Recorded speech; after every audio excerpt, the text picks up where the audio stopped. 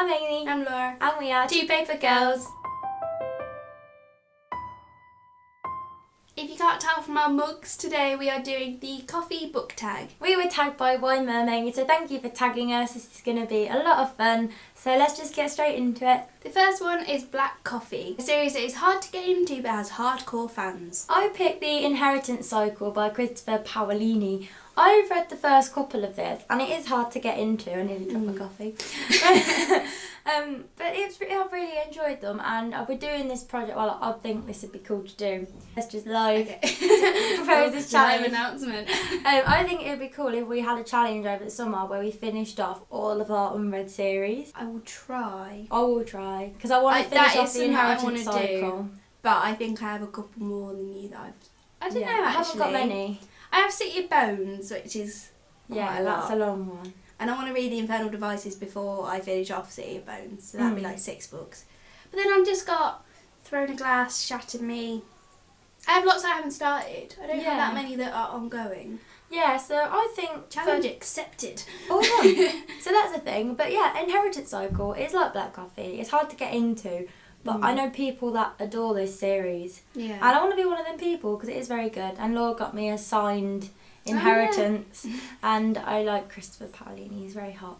So I'm going to read that. My answer to this is Game of Thrones, because they're super hardcore fans and I'm that intimidated by that fan base. I haven't even watched the programme yet.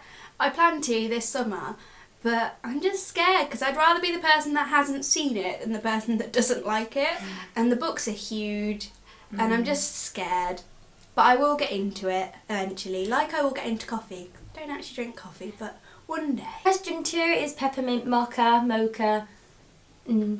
What is a book that gets more popular during winter time? What I can think of was like actual Christmas books, but I feel like that's a given. Like people don't read those at any other times apart from Christmas. So there's Let It Snow by John Green, Lauren Miracle and Maureen Johnson. Dash and Lily's Book of Dares, which I need to read. My True Love Gave to Me, the Stephanie Perkins big collection. Yeah, people only really read those at Christmas, but a lot of people read Harry Potter at Christmas too, which is what Rebecca, who tagged us in this video, said as well. But I agree with her, I always read it in summer. I don't know why, like summer, autumn is when I read it. I'm not really a fan of Christmas books either.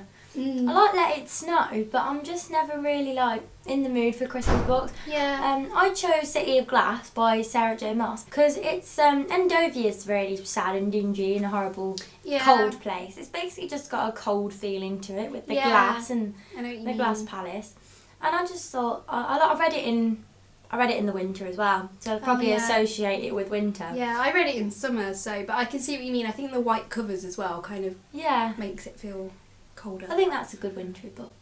Number 3 is Hot Chocolate, your favourite children's book. I think this is implying that only children drink hot chocolate, but that's not fair. I love hot chocolate. Aww, she says with holding her penguin mug to her chest.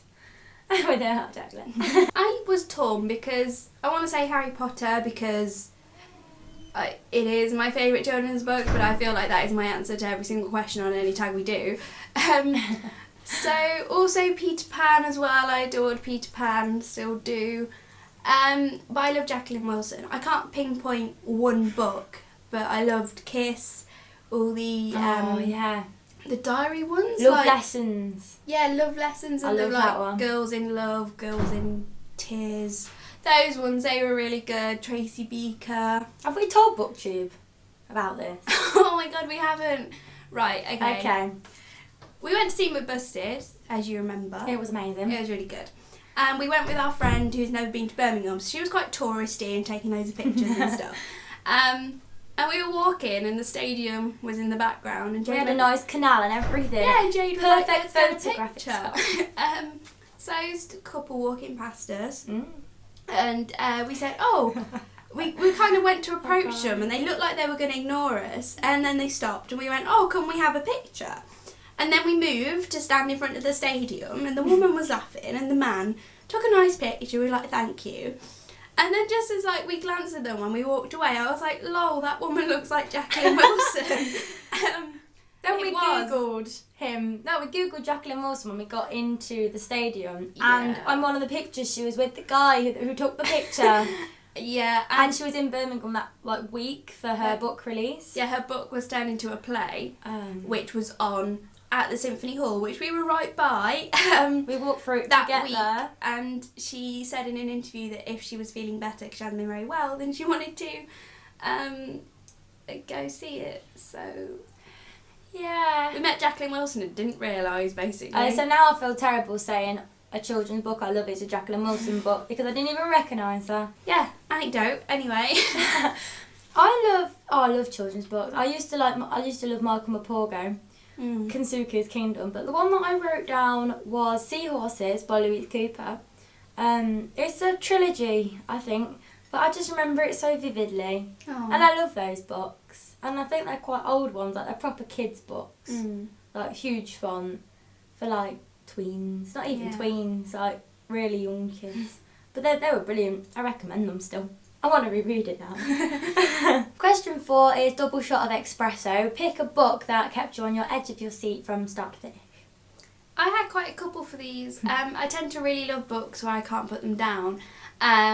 Like ones like Paper Towns and 0.4 and 1.4. I read those non-stop because I couldn't put them down, but I don't think that's because they were like edge of your seat kind of action packed. So I'm going to say Room for this by Emma Donoghue, because that was kind of edge of your seat sort of tense feeling, because it was just like horrible. They were trapped in a room and the man was all rapey, and it was just really good though. That's been turned into a film, I think, which is really good. Yeah, Room was a book I didn't want to read. It was good.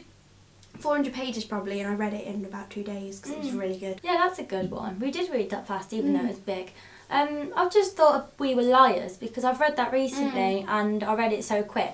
But the one I actually wrote down when I was like doing my question answers, More Than This by Patrick Ness. Yeah. I love that book. I only read it once, but I really want to reread it when I've kind of forgot about it a little bit. Yeah. Because it's really weird, but it's just creepy but good, and it's a really good book. Question 5 is Starbucks, a book you see everywhere. I picked Vampire Diaries for this. Oh yeah. I don't know who wrote it, and I've got no interest in it.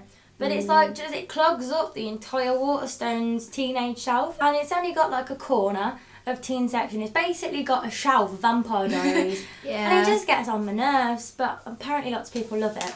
Yeah, a lot of people on BookTube talk about it a lot, but I'm the same, just no interest in it.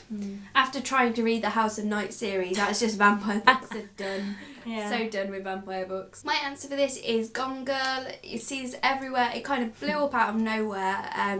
I don't think the author was very well known before Gone Girl came out, and it was on Amazon, it was in Tesco, it was in bookshops, see people on the train reading it, and then the film came out, so now it's still everywhere because people want to read it after the film. I'm not against it being everywhere, but I can't go in any shop without seeing Gone Girl somewhere. Question 6 is indie shout out or hipster shout out. I didn't really understand this question, but apparently it's pick an author of a book that you've read, that you liked, or that you haven't read, you know of, who hasn't been published like by a publisher. And I don't know any. I don't know at all. Yeah, all I can think of for this answer is not really an answer. I have a friend called Bethany who writes, she's written about 3 books, and they're not published, and she's not selling them herself or anything, but just keep an eye out is basically my answer, just because I have a feeling she will eventually publish her books in the future. So Bethany Waring, she writes books about a mute man, a mute terrorist. It sounds very wacky but really cool. I like her writing. We used to go creative writing together. Yeah, she was really good. So maybe her one day. And hopefully. she's our age. Yeah. So it's very young to have written 3 books. Yeah, she's very dedicated. Question 7 is decaf. Pick a book which you were expecting a little bit more from. I chose Clockwork Angel by Cassandra Clare because everyone hypes about this trilogy so much, and I was very excited to read Infernal Devices. But then it just didn't excite me as much as I thought it was going to. Yeah. I'm going to finish the rest of the trilogy and I hope it gets better for me. But yeah, it just disappointed me a little bit. My answer is Schizo by Nick Sheff. I read this December or January. I reviewed it if you want to know a bit more about it. But yeah, it was about a guy with schizophrenia, and it was quite short, and yeah, I just kind of expected a little bit more. Because of the title and stuff, I thought there'd be more about the stigmatisation of mental illnesses and like some of that he faces, but it was all kind of this different mystery plotline that was good, but it just, the author could have done a lot more with the premise, I think, that you just kind of missed out on. Last question, question 8, is the perfect blend. Pick a book or a series that is both bitter and sweet but ultimately satisfying. When it says the perfect blend, I just think of Animal Crossing. You know, Brewster, the guy in the coffee shop, and like he does your coffee, and it's like all the perfect blend. And if you say let it cool, he's like, what? And he goes mental. Yeah. If you keep pressing it, he does it every time. Oh, I love and then you turn to the edge of your chair and like hold your glass up, and then it like sums it up like bitter but sweet, but brilliant and lip smacking. Perfect blend. Yeah. Right. Anyway, we're very random in this video. We're just going off on one quite a lot. It's because we never film early in the morning. We started at 9. Yeah. And we're a bit crazy in the morning. It's all the coffee / hot chocolate. But anyway, my answer to this is The Hunger Games. I didn't have many series to pick from. But I thought The Hunger Games, because I think the fact the word satisfying is in the question is what made me pick this, because it did have its down moments, and it's like, but I was satisfied. Like, I didn't love Mockingjay, but it all wrapped up. You got a conclusion to every single character, so yeah, The Hunger Games, I think. I chose the Mortal Instruments series, because as you probably know, I do love this series.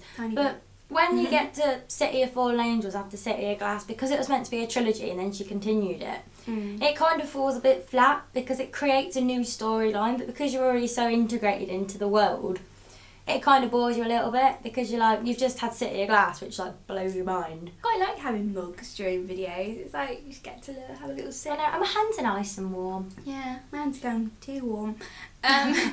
That wraps up the coffee tag. Thank you for tagging us, Rebecca from... Oh my god. Thank you for tagging us, Rebecca from Why Mermaid. We hope you enjoyed this video and we'll see you in the next one, guys. Bye.